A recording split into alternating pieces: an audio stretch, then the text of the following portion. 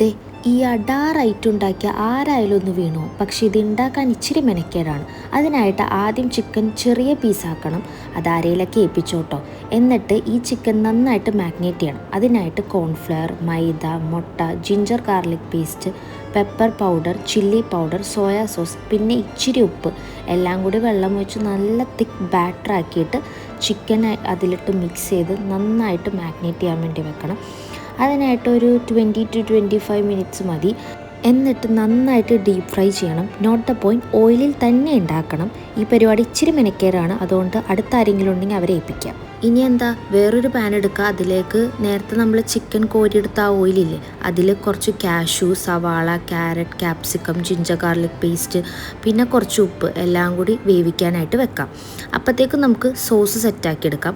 അതിനായിട്ട് വീട്ടിലുള്ള എല്ലാ സോസും എടുത്തു. Tomato sauce, chilli sauce, soya sauce, പിന്നെ കുറച്ച് ചില്ലി പൗഡർ, ഷുഗർ എല്ലാം കൂടി മിക്സ് ചെയ്ത് വെക്കാം.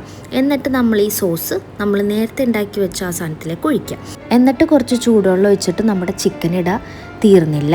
ഇനി കുറച്ച് വെള്ളത്തിൽ കോൺഫ്ലവർ കലക്കി അതും പിന്നെ കുറച്ച് വിനാഗിരിയും കൂടി ഒഴിച്ചിട്ട് നമ്മൾ ലോ ഫ്ലെയിമിൽ കുറച്ച് നേരം ഇതിങ്ങനെ ഇടണം.